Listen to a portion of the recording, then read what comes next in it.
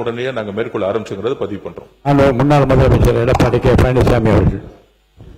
நான்கு பேரவைத் தலைவர்களே, சென்னையிலிருந்து திருச்சி செல்லுகின்ற இந்திய தேசிய நெடுஞ்சாலை ஆணையம் போக்குவரத்து நெரிசல் அதிகமுள்ள அந்த சாலை, காலையிலையும் மாலையிலையும் அதிக போக்குவரத்து நெரிசலை தவிர்ப்பதற்காக அனைத்து இந்திய அண்ணா திராவிட முன்னேற்ற கழகம் ஆட்சி கண்ட பொழுது தாம்பரத்திலிருந்து செங்கல்பட்டு வரை உயர்மட்ட பாலம் கட்டுவதற்காக விரிவான திட்ட அறிக்கை தயாரிக்கப்பட்டு மத்திய அரசுக்கு அனுப்பப்பட்டு மத்திய அரசும் அந்த திட்டத்தை நிறைவேற்றுவதற்கு தயாராக இருந்தது. ஆட்சி மாற்றம் ஏற்பட்ட பிறகு அது அப்படியே கிடப்பில் போடப்பட்டு விட்டார்கள்.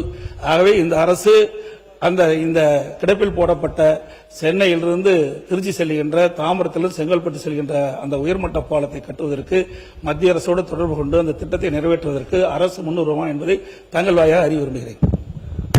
பொதுப்பணித்துறை அமைச்சர் அவர்கள். பேரவைத் தலைவர் அவர்களே, மாண்புமிகு முன்னாள் முதலமைச்சர் கூறியது உண்மை.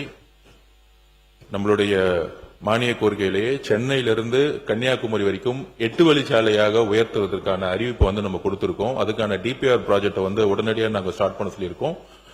மாண்புமிகு ஒன்றிய அமைச்சரை சந்திக்கும் பொழுது இதை பத்தி கிட்டத்தட்ட ஒரு மணி நேரம் அவரோட விவாதிச்சோம். அதுல முக்கியமாக சென்னையிலிருந்து கன்னியாகுமரி வரைக்கும் அதிகப்படியான போக்குவரத்து இருக்குது. இப்ப இருக்கக்கூடிய சாலைகளை 8 வழி சாலைகளா கொண்டு வந்தாதான் அடுத்த 30 வருஷத்துக்கான போக்குவரத்து பிரச்சனையும், குறிப்பாக இந்த ரோட்ல தான் அதிகமான விபத்துகள் அதிகமா நடந்துட்டு இருக்கு. அதுக்கப்புறம் சென்னையை நோக்கி வரும்பொழுது நம்ம திருச்சியிலிருந்து செங்கல்பட்டு வரைக்கும் ஒரு 4 மணி நேரத்துல வந்துட முடியும். ஆனா செங்கல்பட்டுல இருந்து நம்ம ஏர்போர்ட் வரதுக்கு பாத்தீங்கன்னா கிட்டத்தட்ட 3 மணி நேரம் ஆகுது. சோ இது மாண்புமிகு முன்னாள் முதலமைச்சர் சொன்னதை ஆல்ரெடி அரசினுடைய கவனத்தில் இருக்கு. இது இங்க மட்டும் இல்ல, திருவள்ளூர்ல இருந்து பெங்களூர்ல இருந்து திருவள்ளூர் வரைக்கும் வந்தலாம். திருவள்ளூர்ல இருந்து திருப்பியும் பூந்தமல்லி ரோட கிராஸ் பண்றதுக்கு திருப்பியும் அங்க ஒரு 3 மணி நேரம் ஆகுது.